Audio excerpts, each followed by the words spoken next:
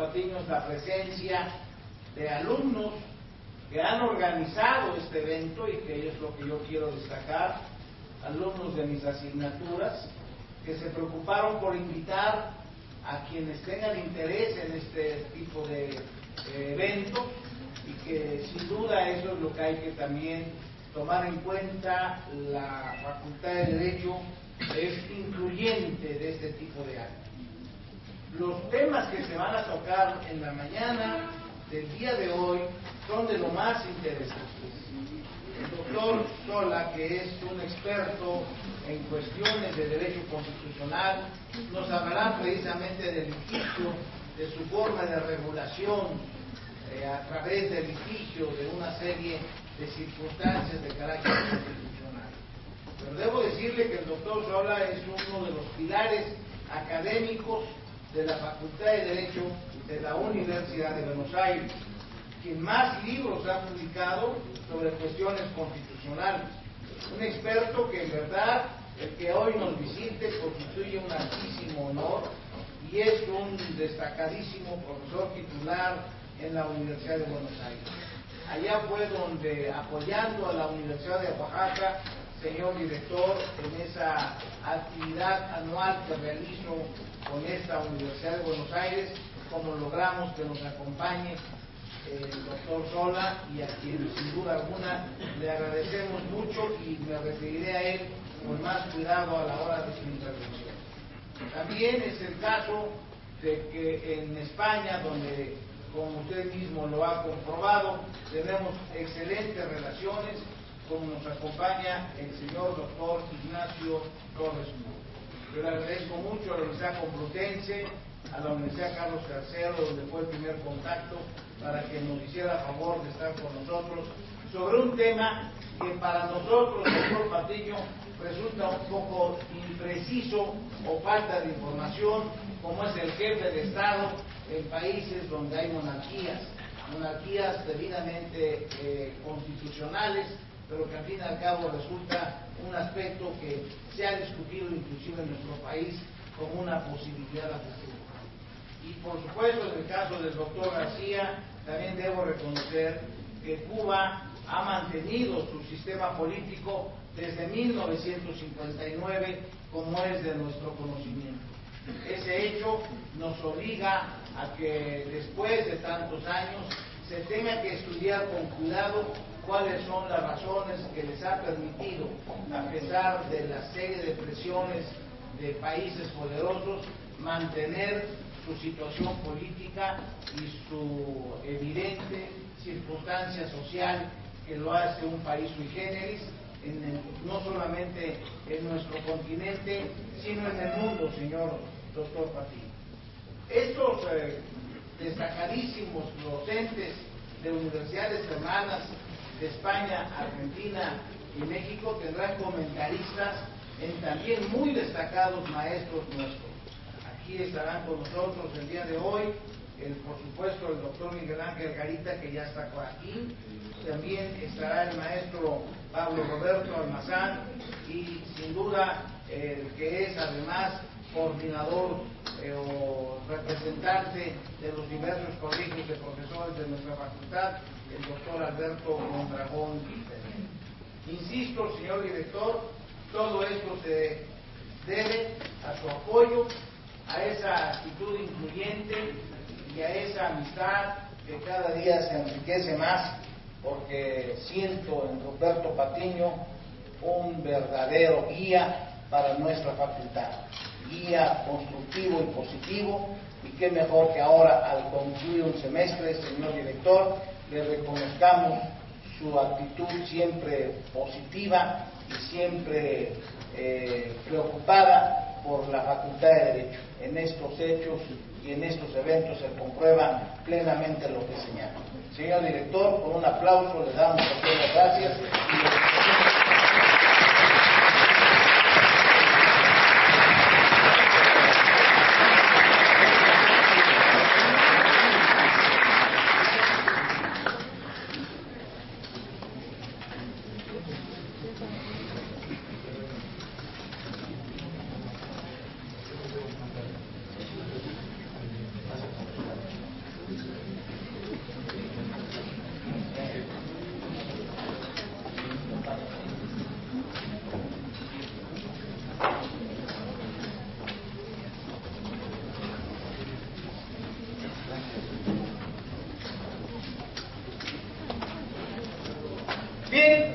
Empezamos con nuestra jornada matutina intensa, escuchando precisamente al señor doctor Juan Vicente Sola. Como ya lo señalé, es un destacadísimo docente de la Facultad de Derecho de la Universidad de Buenos Aires, autor de un sinnúmero de libros muy importantes, que inclusive algunos de ellos se han publicado y se han difundido en el extranjero de manera esencial. Su actividad académica es indudablemente de las más reconocidas en Argentina y en América Latina. Ha sido director de la Maestría en Derecho y Economía de la Universidad de Buenos Aires, profesor titular de Derecho Constitucional, y es también evidentemente una persona muy destacada en el exterior, donde se ha desempeñado particularmente en la Universidad de Columbia. Es nuestro invitado, un excelente académico que ha recibido diversidad de premios y condecoraciones. Para mí constituye un gran honor darle la bienvenida y también, por supuesto, desde ahora precisar que quien comentará la conferencia del doctor Sola es nuestro director del Seminario de Teoría del Estado, el doctor Miguel Ángel Carita, quien es doctor en Derecho, profesor integrante del Comité Académico del Posgrado en Derecho de la UNAM, especialista en Derecho Constitucional y Legislativo, ha sido Procurador de Justicia del Estado de Puebla y Director Jurídico de la Cámara de Diputados. Sin lugar a dudas, el doctor Carita es la persona más indicada para comentar la importante conferencia del doctor Sola. Vamos pues a darles un aplauso a nuestros dos destacados.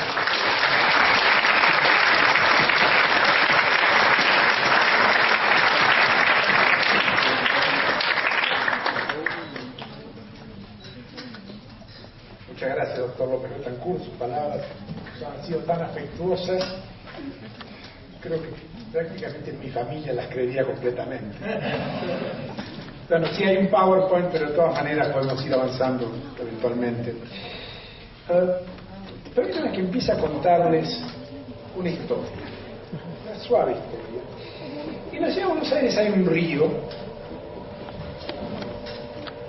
que es el límite con la provincia de Buenos Aires, y se llama el Riachuelo. Prácticamente ha sido parte de nuestra historia, ahí se han hecho batallas navales en nuestra guerra de independencia, y es uno de los lugares más contaminados del mundo.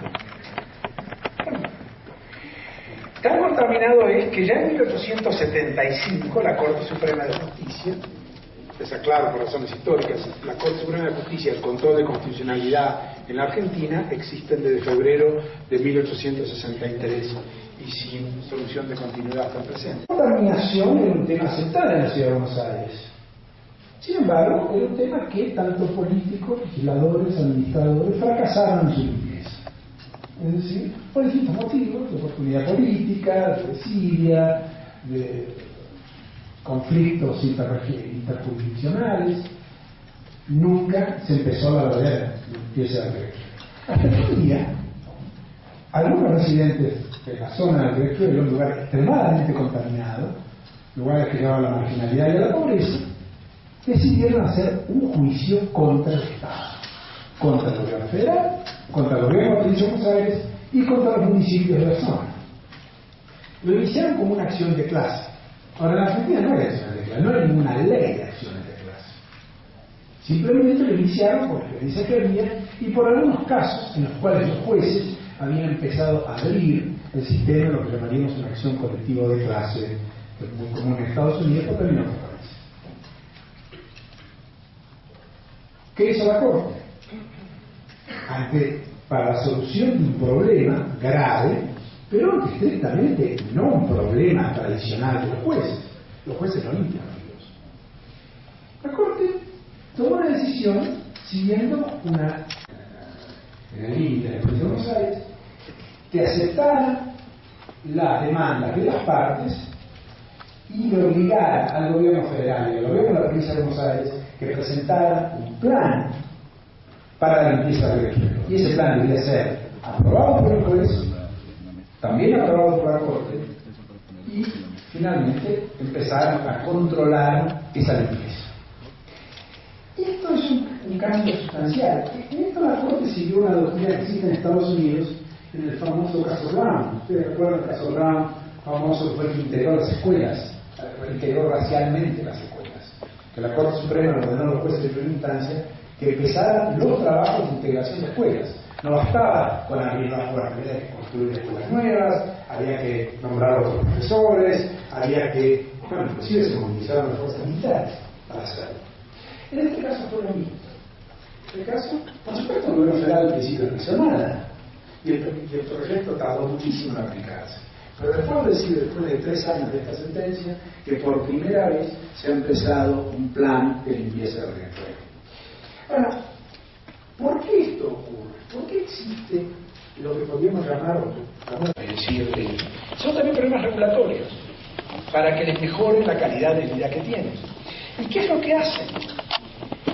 La primera alternativa es ir ante un juez. Ahora, ¿por qué ir ante un juez? Bueno, por un problema que podríamos llamar de costos de transacción. Si yo mañana quisiera cambiar o lograr que, por ejemplo, regularan de una manera distinta a la manera que es el ingreso en la carrera de abogado en la Universidad Autónoma de México, bueno, puedo hacer un lobby, puedo votar, puedo crear un partido político. Sin embargo, a veces muchas de esas demandas pueden no ser escuchadas. Es muy costoso influir en el poder. Sin embargo, es muy fácil iniciar un amparo, por ejemplo, o iniciar una acción declarativa. Es decir, ir ante un juez y pedirle que el juez se expida en este momento, y se expida sobre ese punto. Y de esa manera lleve a un debate entre las autoridades y los interesados.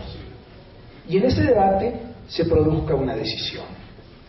Pero porque además hay un problema que tiene el sistema democrático de gobierno. El sistema democrático de gobierno es un sistema mayoritario, es un sistema que gobierna las mayorías. Ahora, hay intereses legítimos de minorías. ¿De qué minorías? En el año 1932 se planteó esto en la Corte Suprema de Estados Unidos, en un caso que se llama Carolyn Products. Y el presidente de la Corte, que era Harold Stone, dijo: ¿de qué tenemos que ocuparnos los jueces?